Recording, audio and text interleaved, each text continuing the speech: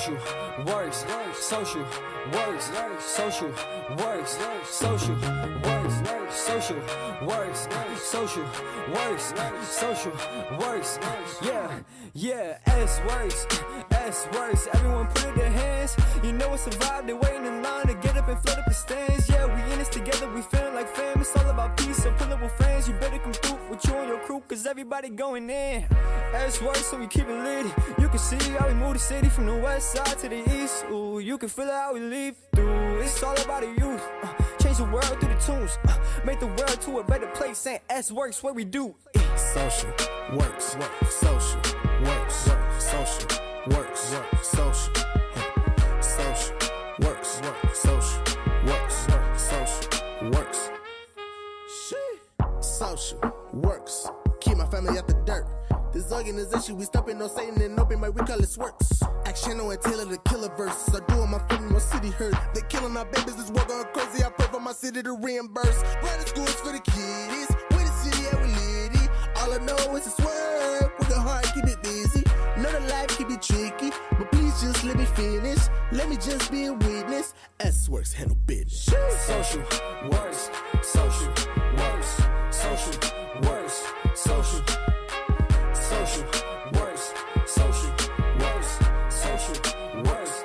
Ready or not, here we come. South side, west side, east side, north side. Up on the run, we ain't for the none. We came in the party, we here for the fun. Celebrate life, the party we young. Sky's the limit, we looking above. We up in the sun, no matter what, we stay on the run. Ha, S work, do your thing. S work, keep it lit. Bullseye, keep your aim. Yeah, we up on the jib. North side, that's the way. Ready or not, here we come. S work, keep the energy. Look, yeah, we never unplug. S work, show some love. Yeah. Social works, social works, social works, social works, social works, social works.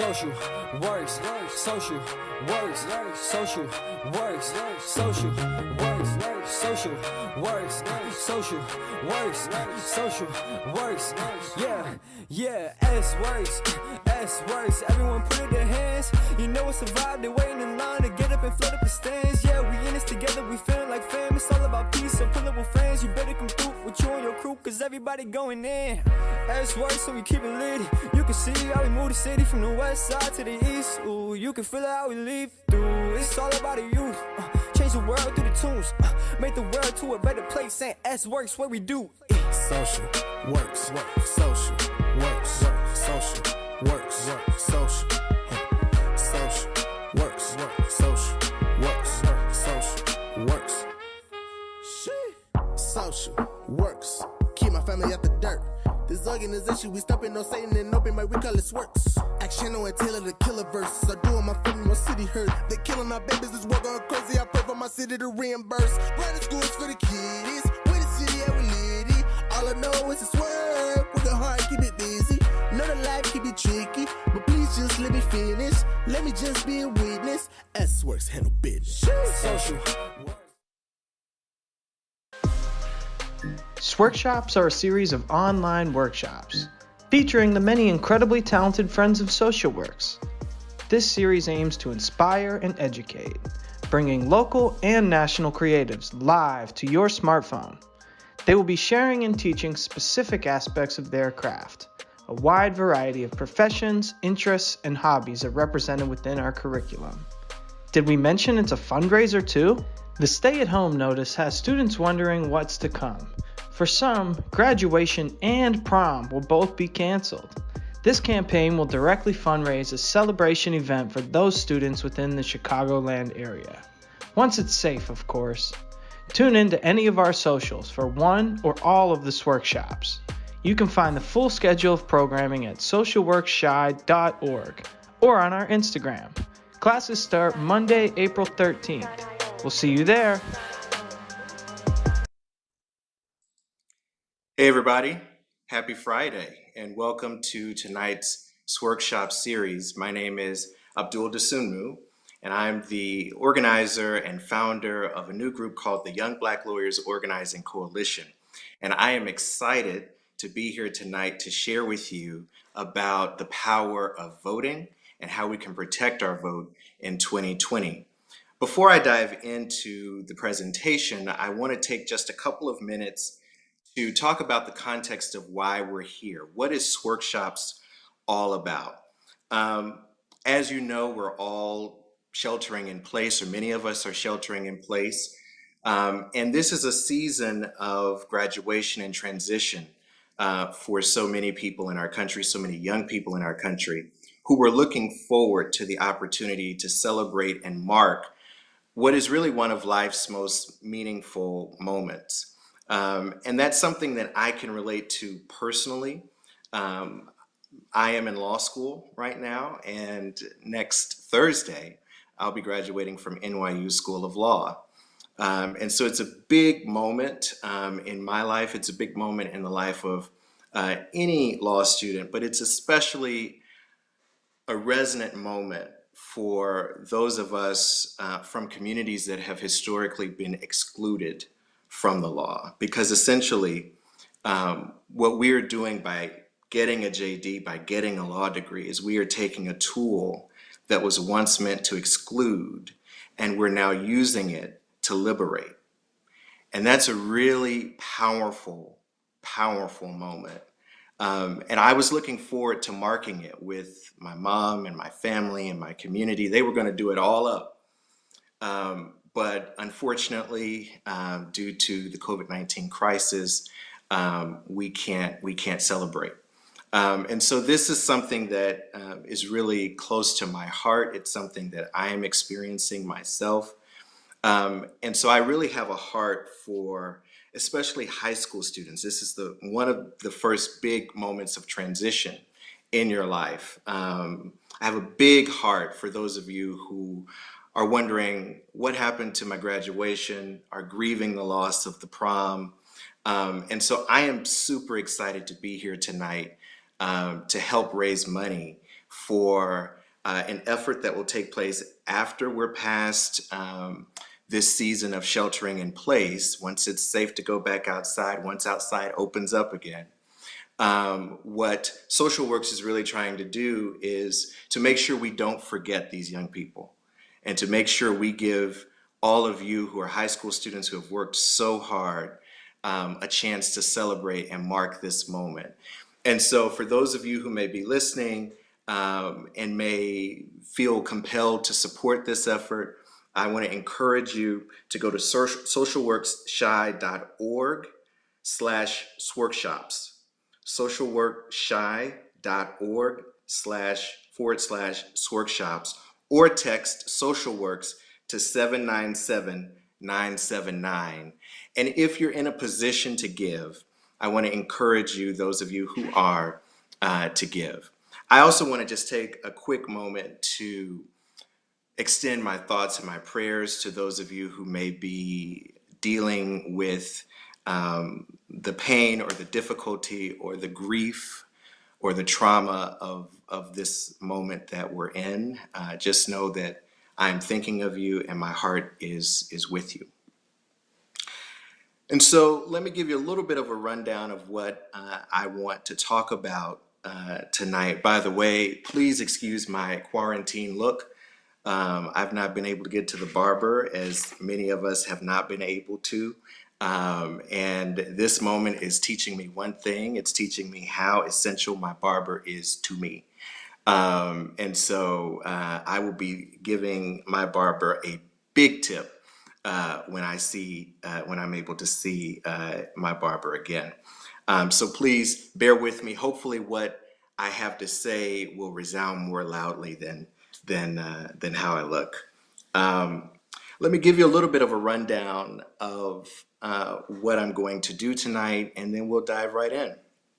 So the first thing I want to do is just share a little bit about myself and my own journey into civic engagement, my own journey into public service and public life.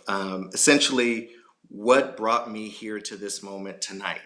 And my hope is that will help to illuminate what may be some broader interests and passions that you might have. And then from there, I have two goals. Number one, I want to demystify a concept called civic engagement. What is civic engagement? Why is it important? And how do you do it? And then the second thing that I want to emphasize is the role of voting within civic engagement. Why do we vote? What does voting get us? I think we do a lot of talking, especially around election time, about why it's important to vote, but we don't often take a step back to connect that up to the hopes and dreams that people have for themselves and for their communities. And that's hopefully what we'll get a chance to do here tonight.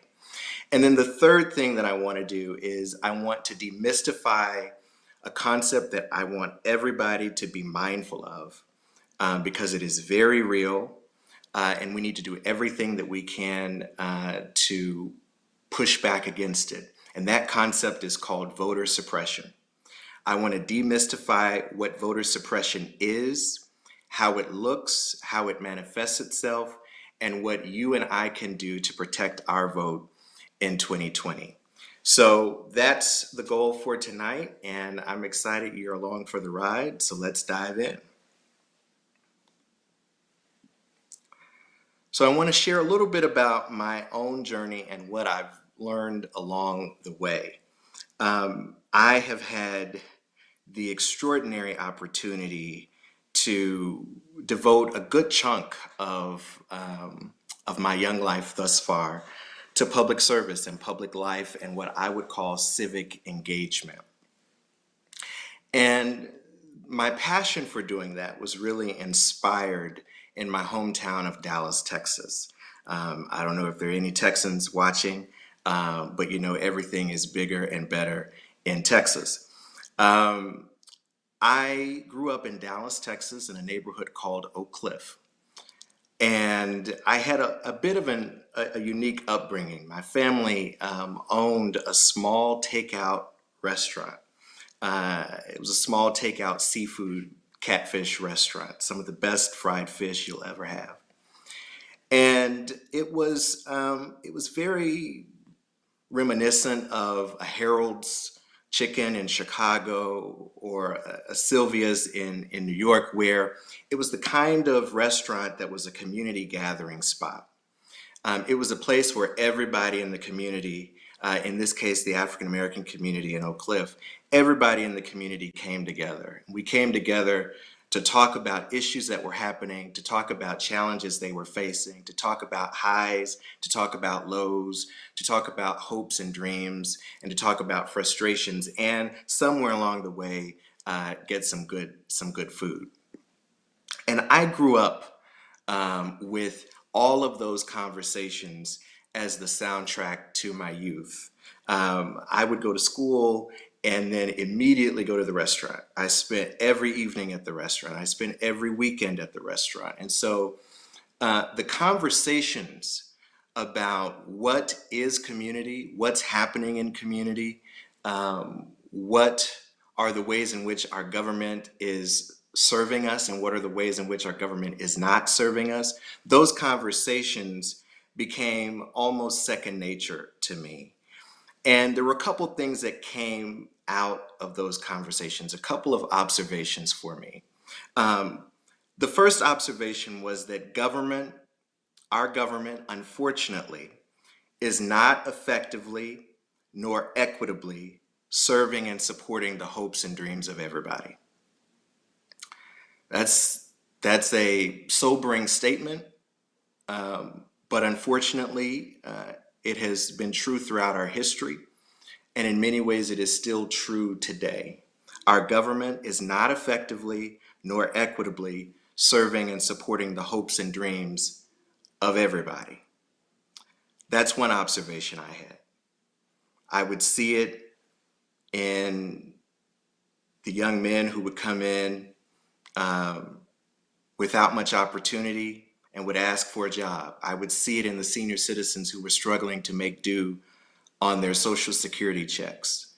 I would see it in parents concerned about what was happening in the schools and why our schools weren't getting more support. And that was an observation that I became obsessed with. I became obsessed with asking myself, how do we change that? And so that was something that led to what I would call a cause in my life. I feel an animating mission, an animating purpose to working through politics, make our government more responsive to the hopes and dreams of everybody.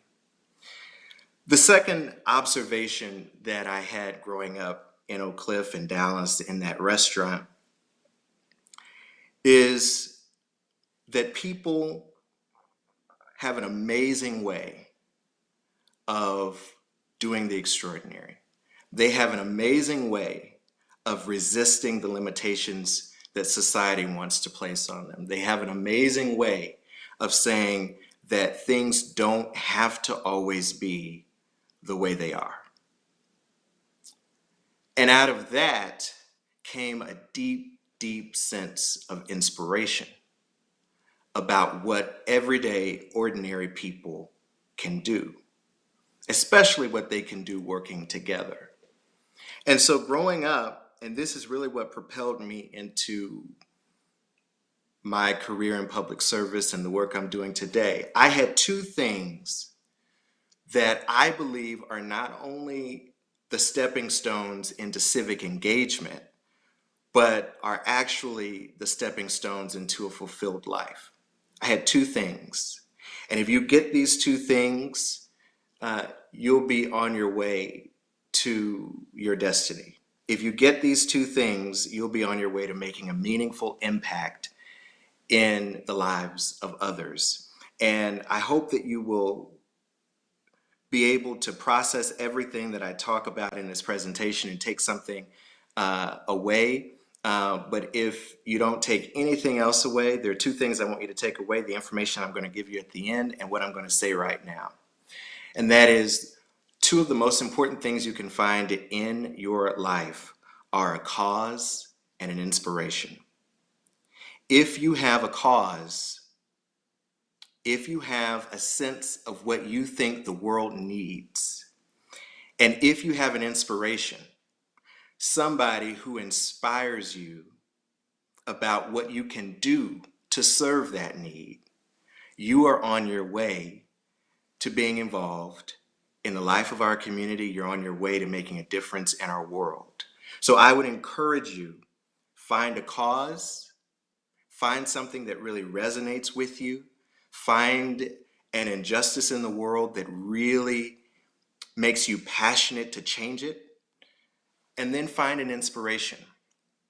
Look in your homes, look in your communities, look in your churches, look in your schools. Every day, you are encountering people who are taking a little bit and doing a lot with it. Every day, you are encountering teachers who are looking at the budget and saying, well, the federal government and the state aren't investing in our kids at the level that we'd like to see, but we're going to go above and beyond because we believe these young people have promise. That's inspirational. Every day, there are young folks in Chicago who are organizing to say, you know what? We deserve and demand a better, more equitable relationship with our law enforcement system. We want to make sure that criminal justice is fairer and more just than it is. And so we're going to organize, and we're going to protest, and we're going to march, and we're going to go to commission meetings, and we're going to demand a meeting with city leaders, and we're going to meet with our aldermen, and we're going to meet with the mayor, and we're going to tweet, we're going to get the conversation going on social media. That is inspirational. So find a cause and find an inspiration, and already you are on your way to being meaningfully involved in civic engagement. From there, from Dallas, from Oak Cliff, I had the opportunity to move to Chicago. I attended the University of Chicago for undergrad and had an extraordinary experience there, getting involved in campus activism as well as community work with groups like the Chicago Urban League. And then from there, I had the tremendous privilege of going to Washington, D.C. and working for President Obama. And I was an intern in the Obama White House, and then later on, in a dream come true, I was a political appointee in the Obama administration, really thinking about an issue that I've been thinking about my entire life. And that is, how do we make our cities and our communities more equitable? And I was thinking about that specifically in the context of transportation, something you may have seen in your own lives. How do you get from your community to a good job opportunity? How do you get from your community to a good entertainment venue? How do you get from your community to really enjoy the cultural amenities a city has to offer? Most of the time, it's by public transportation or by some other form of transportation, private transportation or public transportation. And we have not always thought equitably about how we provide transportation opportunities to communities. And we have not always thought equitably about how our transportation system interacts with communities. We've not thought equitably about the damage that building a highway in the middle of an African American community does to the fabric of that community. And so those were the kinds of questions that I had the privilege of asking in the Obama administration. And now I'm in law school. And so my journey has been one from the back of my grandmother's seafood restaurant in Dallas and Oak Cliff, thinking about these real questions, to the tables of policymaking in Washington, getting the opportunity to work on some of those questions. And what propelled that journey, cause, a mission, and an inspiration. So I would encourage you, find your cause and find your inspiration. And at that point, you're already well on your way to living the definition of civic engagement. Civic engagement is very simply the process by which you translate your hopes and dreams for your community into action. It's the process by which you translate your hopes and dreams for your community into action. It's the process by which you say, it's not fair that we don't have a public transit stop in my neighborhood. I'm going to actually go down to City Hall and talk to my alderman about making that happen. It's the process by which you say, you know what?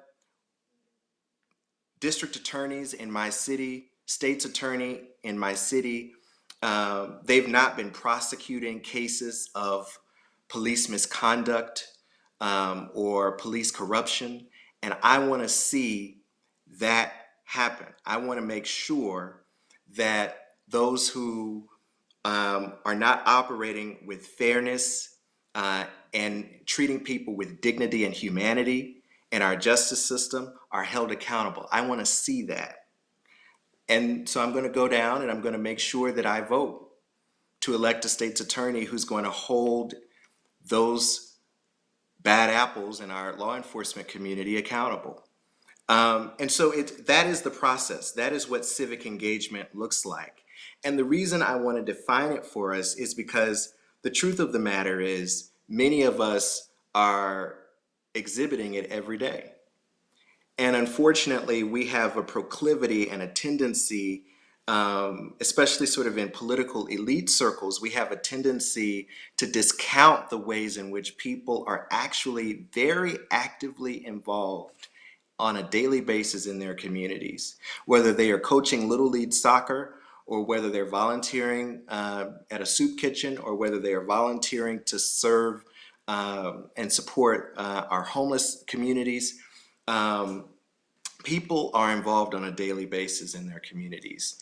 And it's important for us to affirm the ways in which people are actually sacrificing their own time and their own resources to get involved and to push their hopes and their dreams for their communities into action. So we've talked a bit about civic engagement, but what's the role of voting? How does voting fit in to civic engagement? Well, voting is actually a very powerful tool of civic engagement. At its highest definition, voting is the process by which you turn vision into reality through policy. It is one thing to have a dream, a hope, a plan for your city, for your neighborhood, for your community, for your block. It is another thing to take that hope and that plan and that dream and make it reality. And the difference between those two things is one word: policy. And policy is made by elected officials. It's shaped by all of us through the vote, but it is made by elected officials. And so what you are doing when you vote is you are having a direct say in who the elected officials are who are going to make policy for your communities and who are going to help you turn your vision into reality. They're going to help you build that public transportation stop. They're going to help you hold bad apples in our law enforcement communities accountable. They're going to help you reform our criminal justice systems. They're going to help you take your hope and dream for your city, for your community, for your neighborhood, for your country, and turn it into reality. The second thing that voting does is it gives you a direct say in how resources are distributed. So many of us can look around our communities and we can ask questions about why it seems like certain communities don't get the same number of resources that other communities get, the same level of resources that other communities get. And that goes back to a funding decision that some elected official has made. And so when you look around and you say, why is it that there are potholes on this street on the south side in Kenwood, but when I go over to the north side, there aren't any potholes? What's happening there? What's going on there? What's at root there? Well, the answer is a decision that was made to distribute funding in an inequitable way.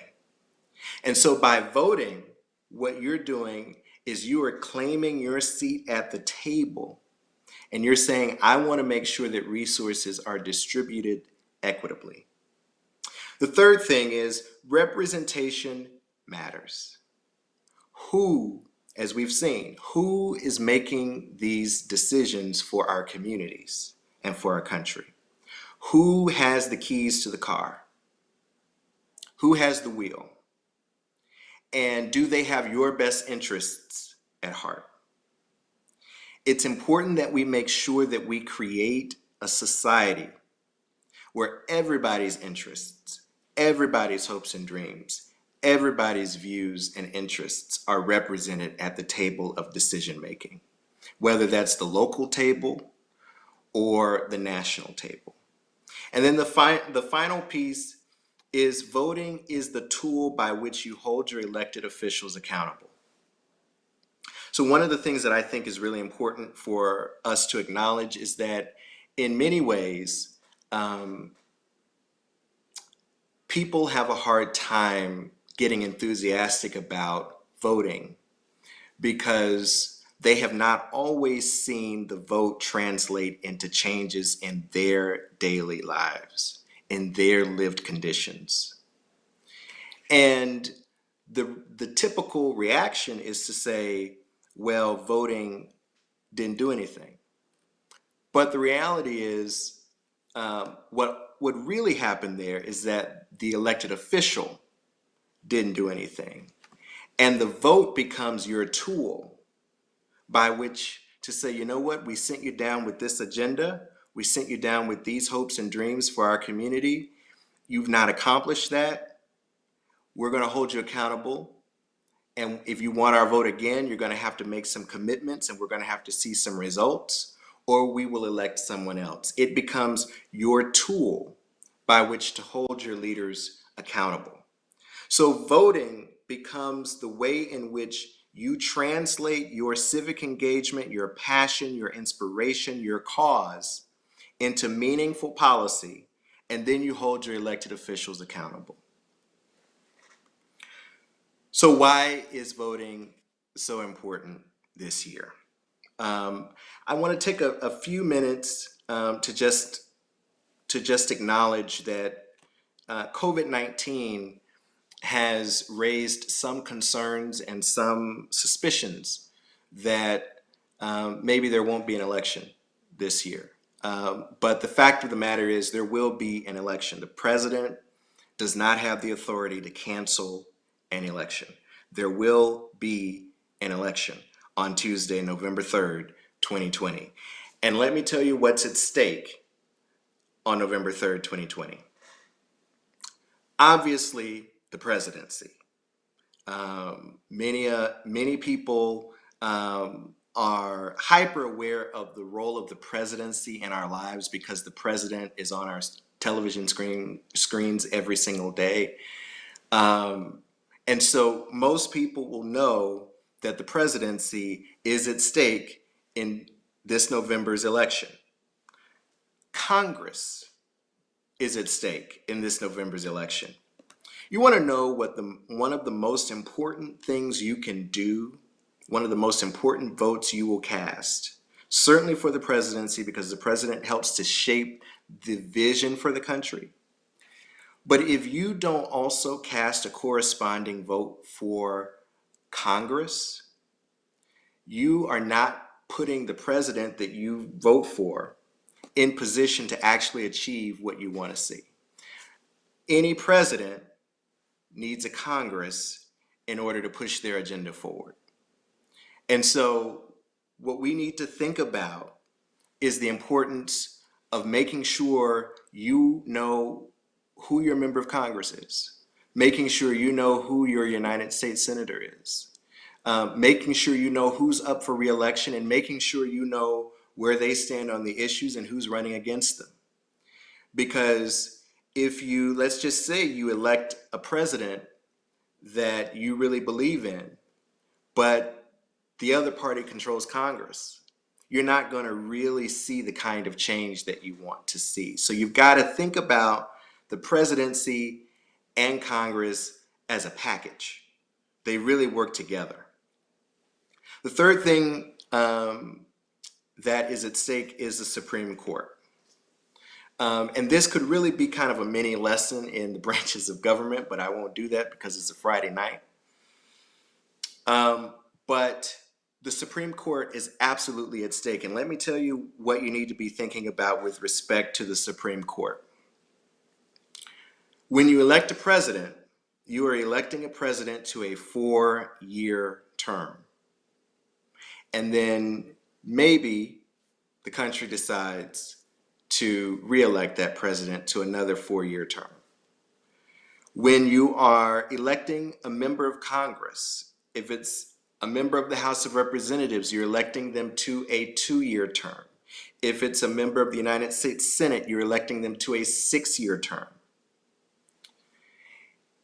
When a Supreme Court justice is selected, appointed, and confirmed, that justice serves forever or until they decide to leave. That justice has a lifetime appointment to the Supreme Court, which means that most Supreme Court justices will see many presidents sit at 1600 Pennsylvania Avenue over the course of their term on the Supreme Court. They will see many Congresses come and go.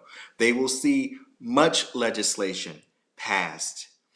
And they really have tremendous power. They have tremendous power. And so what you want to be thinking about in this election is who are the Supreme Court justices that are going to be selected and confirmed to the United States Supreme Court?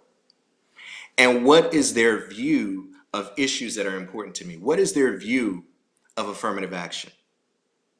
What is their view of voting rights? We're going to talk a little bit about this in just a second, but what is their view of voting rights? You want to be mindful of the Supreme Court. But then the final thing you want to be mindful of on Tuesday, November 3rd, 2020, which again is Election Day, you want to be mindful of your local elected officials. Because at the end of the day, your locally elected officials are the people who determine the conditions in your local community. Directly determine the conditions in your local community. And so you want to be mindful of who you're electing as mayor, who you're electing as alderman or city council person, who you are electing as county executive or county commissioner, who you are electing as district attorney or state's attorney. We've already seen a really tragic situation down in Georgia, and we've seen that quite frankly many times in this country, where a district attorney has chosen not to prosecute a case that is really one of the most troubling things I've ever seen. And that is a district attorney that somebody voted for. That is a district attorney who is there either because somebody voted for them or because somebody didn't vote for somebody else or wasn't able to vote for somebody else, and we'll get to that in just a moment. And so we want to think about how the vote has a direct implication on, especially at the local level, on how we live our lives. And so What's at stake in this election this year, November 3rd, 2020? The presidency, Congress, the Supreme Court, and our local elected officials. So now I want to talk to you a little bit about voter suppression. I want to help to break down what voter suppression is. Voter suppression are laws and policies that create barriers to voting. I'll say that again. Voter suppression are laws and policies that create barriers to voting. Unfortunately, we have to grapple with this. We have to grapple with this. And I think it's important for us to, every time we encourage somebody to vote, and every time we have a tendency to want to shame somebody for not voting, we have to be mindful of the ways in which laws and policies help to create barriers to voting. Unfortunately, we have always had in this country, or for a good chunk of the country's history, we've had discrimination in voting. In 1965, that changed. And it changed through the Voting Rights Act. And what the Voting Rights Act did, one of the most important things the Voting Rights Act did, and I won't go too deep into this, but I just want to give a quick overview. What the Voting Rights Act did is it said, you know, there are some states that we've identified that have had particularly egregious histories when it comes to denying people the right to vote. I had hoped to play this video, but we weren't able to get it loaded. But Oprah Winfrey last year in 2018 during the election told the story of Otis Moss Sr. And she told the story of how Otis Moss Sr. one day put on his best suit to go and vote. And each time he got to a polling location, somebody at the polling location told him, "You're in the wrong place. You got to go somewhere else." And he ended up walking in his suit 18 miles to vote. Except when he got to his ultimate destination, it was too late. The polls had already closed.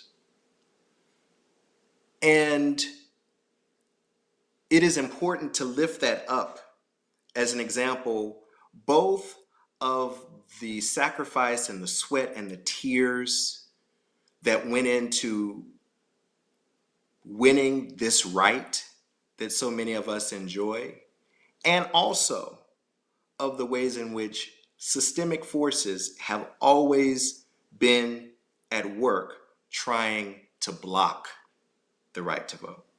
It's important to see both of those things in that example.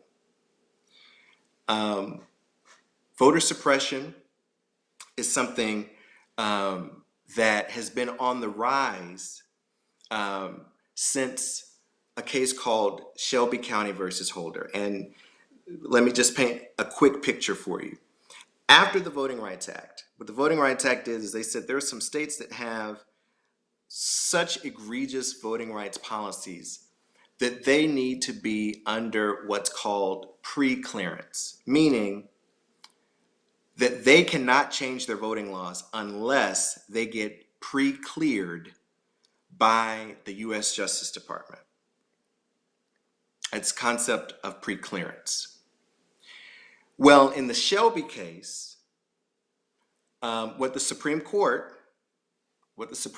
said is that, you know, we've made enough progress on race in particular that, you know, we don't really know how important it is anymore that those states have to go to the federal government to be pre-cleared when they want to make changes to their voting laws. And the result has been that we've seen a proliferation and expansion of voter suppression across many of these states. And voter suppression often targets voters of color, low-income voters, senior citizen voters, student voters, and voters with disabilities. There are 4 forms of voter suppression that I really want to highlight for us tonight, and I'll just go through them very quickly. One is voter purging, and that's the process by which you are a registered voter. You registered to vote, you have voted before, but maybe you haven't voted in recent elections. And the state has decided that it is going to, on its own accord, purge you from the rolls. That's voter purging. Some states have enacted voter ID laws. They've said that certain ID is acceptable at the polls and certain other forms of ID are not acceptable at the polls. They've thrown up barriers in terms of requiring voter ID that low-income folks don't have access to or voters of color don't have access to. There was a case that we looked at the U.S. Department of Transportation, I believe it was in Alabama, where essentially Alabama had a voter ID law, and driver's license was one of the forms of voter ID that they accepted, except that they closed all of the DMVs where you get your driver's license. They closed all of the DMVs in communities of color. And we fought that and ended up winning and making sure that those DMVs were reopened. But that's an example of the voter ID law problem that you see in many states. The third form, election administration problems. So whenever you see on television those long lines at the polls, a lot of that boils down to a decision that was made either to close a polling location or to a decision that was made to reduce staffing at that polling site. And so if you can imagine it, you've got everybody going to basically a handful of polling locations, and you've got those polling locations being understaffed.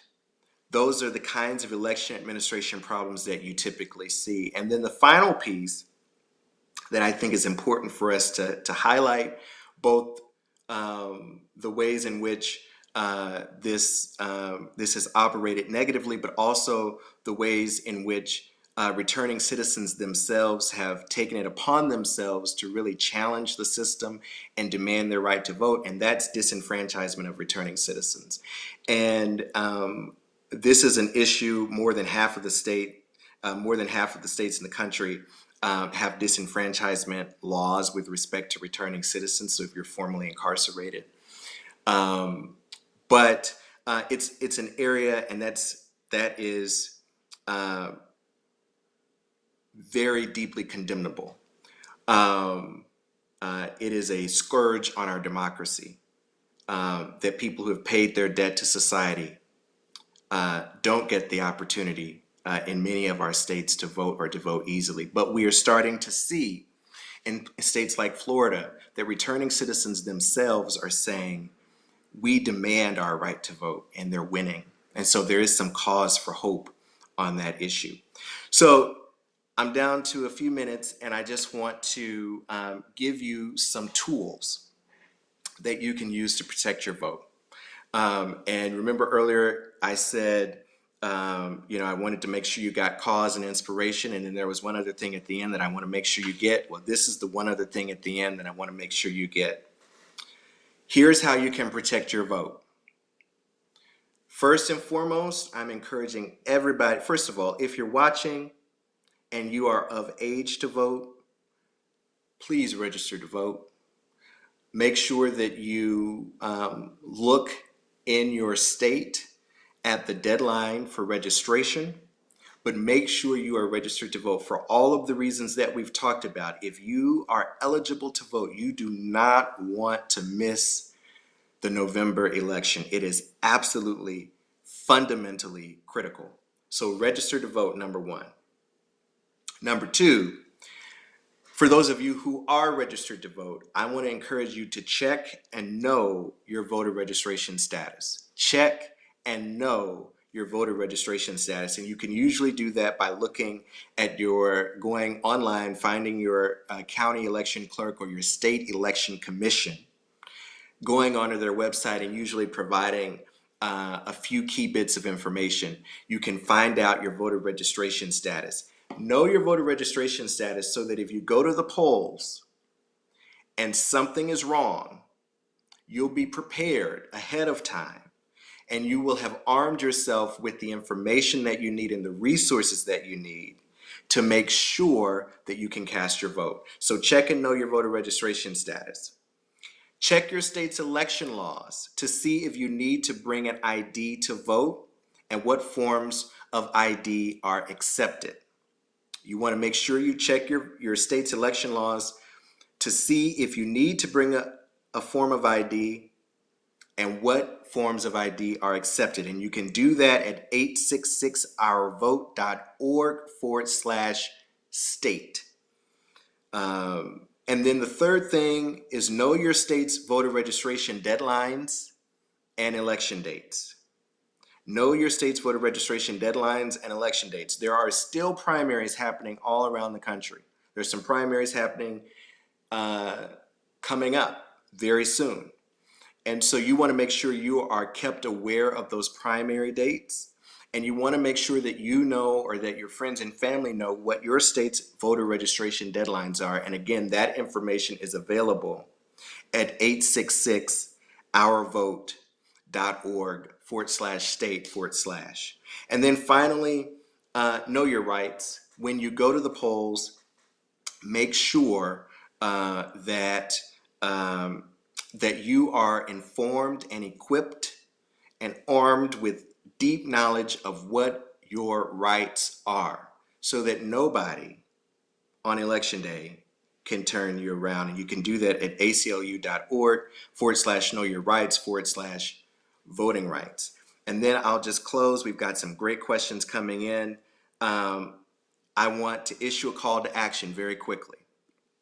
Number one, again, register to vote and make sure you vote.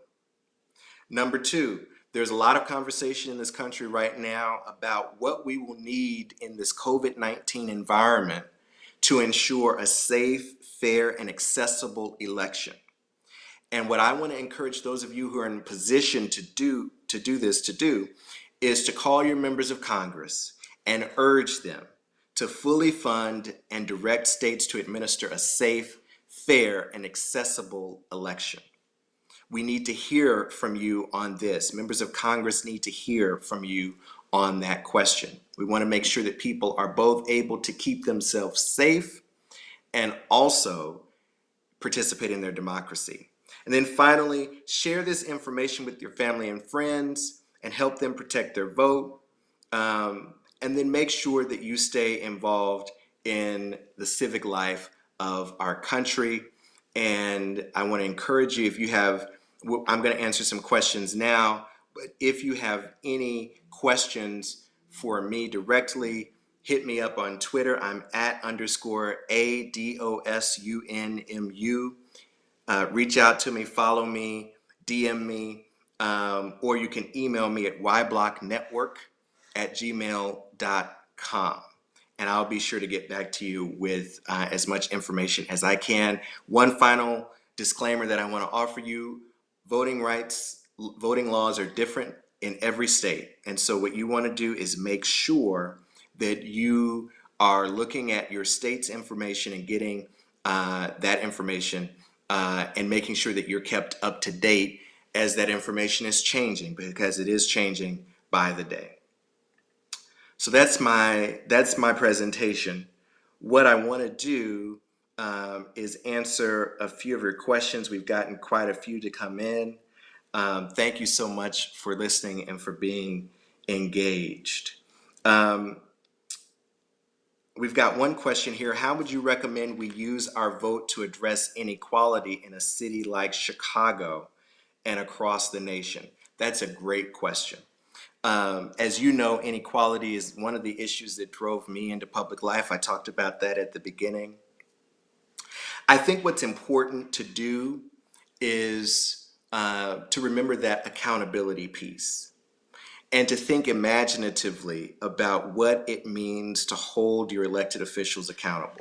So if I were organizing around an issue like inequality in Chicago, what I would be thinking about is putting together, and I know there's some organizations that have done this work, putting together an agenda to address that inequality and being very specific and very direct about the kinds of public policies that you want to see passed in order to make Chicago and any city a more equitable city.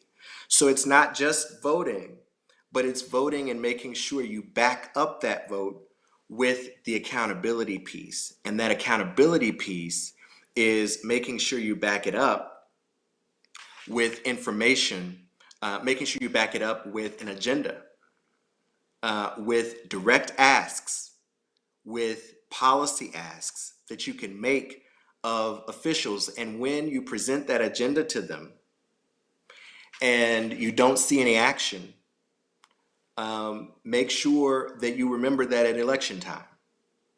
And so I would think about what is a policy agenda on an issue like living wage. What is a policy agenda on an issue like equitable funding for public schools? I know there's a lot of work being done. Good friends of mine who are doing work on that issue in Chicago and across Illinois. What is the policy agenda that we need to see to ensure that our transportation funding is equitable? Make sure you think critically, and there are organizations out there that have already done that. Think critically about what is an agenda, put that agenda to your elected officials, and then hold them accountable to make sure they do it. Are you concerned about any particular type of voter suppression this year with coronavirus and or Trump's policies? Absolutely, I am. Absolutely, I am. What I'm mainly concerned about is that we have an environment right now. There are two things I'm concerned about, and I won't go into too much detail on this. But we have an environment right now where there is a tremendous concern obviously, about our safety with this virus. And what I'm concerned about is that we're going to put people in an untenable position on election day. Do I get out and vote and risk coronavirus, or do I stay home? That is an untenable position. It is an undemocratic position to put people in. It is fundamentally wrong to make people ask that question. And so I'm deeply concerned that states are not going to be prepared to assure voters, to provide voters with the resources they need to either be able to vote from home or to be able to cast to be able to cast an absentee ballot, or to be able to take advantage of expanded early vote so that they have more time to get to the polls and the polls are less busy. These are the things that we need to be putting in place, and I'm deeply concerned that we are not putting them in place. What kinds of research do you think will persuade public policy to take mental health care more seriously? That's a great question. I think one of the most compelling arguments that we can make is to just simply put the data in front of people, in front of policymakers, about what an investment in mental health gets us. That instead of investing in an expanded police state, instead of locking folks up and jailing folks, what we really need to be trying to do is to provide support and services and care to help people live healthier, more abundant lives. Jails don't do that. And so we need to think critically about how we make the cost analysis, how we make the cost effectiveness analysis about what an investment, what a dollar invested in mental health gets you. I don't have the data in front of me, but I'd be willing to bet you that a dollar invested in mental health yields you some benefits on the public safety side, yields you some benefits in any number of other kinds of ways. You can take those resources and reinvest them in our communities. Reinvest them in our education system, reinvest them in economic justice. So mental health, dealing with mental health is the key is one of the keys to making sure our cities are more equitable. So, and then the final question, it looks like we've already addressed that question. I thought I saw another question. But let's see. Oh, we've already got that one. Let's see. Yep, got that one. Well, if you have any additional questions, I want to encourage you to, again, reach out to me on social media, reach out to me by email. I'm available to answer any questions or concerns that you might have about your vote. Let me tell you a little bit before I go in the minute and 30 seconds that I have about my group called YBLOC. We are a network of young Black lawyers and law students, and we are using and leveraging our skills, our talents, our social capital, our knowledge of the system to try to help our communities, particularly around issues of voting. That's what YBLOC is all about. There's a group of extraordinary young lawyers, law students who are working with me on this, and I want to thank them. I know many of them are watching. But if you are a young lawyer or a young law student and you'd like to support our efforts, I'd encourage you to reach out to me as well. And what we're going to be doing in this election is making sure to try to drive information like the information that I presented to you tonight, try to drive that information directly to communities. And so if you have any questions or concerns about your right to vote, you can reach out to me and I can direct you to the resources that you need in order to be able to vote freely and fully in November. On that note, I want to thank all of you for joining us. My name is Abdul Dosunmu. It's been a tremendous pleasure to be with you tonight. I hope it's been helpful and meaningful to you. And I want to encourage all of those of you who can to donate to support the prom graduation fundraiser. Thank you so much. Thank you, Social Works. Peace.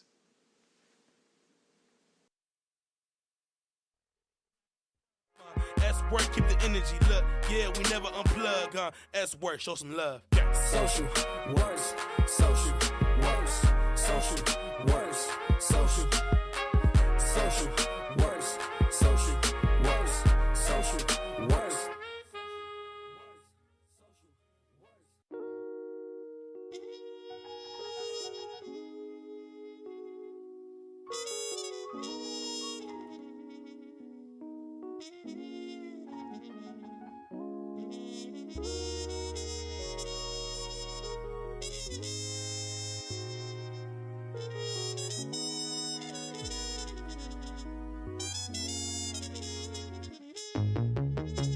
Social works, social works, social works, social works, social works, social works, social works. Yeah, S works. Everyone put it in their hands. You know it's a vibe. They're waiting in line to get up and flood up the stands. Yeah, we in this together. We feeling like fam. It's all about peace. So pull up with fans. You better come through with you and your crew, cause everybody going in. S works, so we keep it lit. You can see how we move the city from the west side to the east. Ooh, you can feel how we leave through. It's all about the youth. Change the world through the tunes. Make the world to a better place. And S works what we do. Social works, social works, social works, social works, social works. Social works. Keep my family out the dirt. This organization, we stopping no Satan and open, but we call it SWorks. Action on Taylor, the killer verse. I doing my film, my city hurt. They killing our babies, this war going crazy. I pray for my city to reimburse. Private schools for the kiddies. We the city, yeah, we litty. All I know is it's work. With the heart, keep it busy. Know the life keep it tricky, but please just let me finish. Let me just be a witness. SWorks handle business. Social works, social works, social works, social works, social works, social works.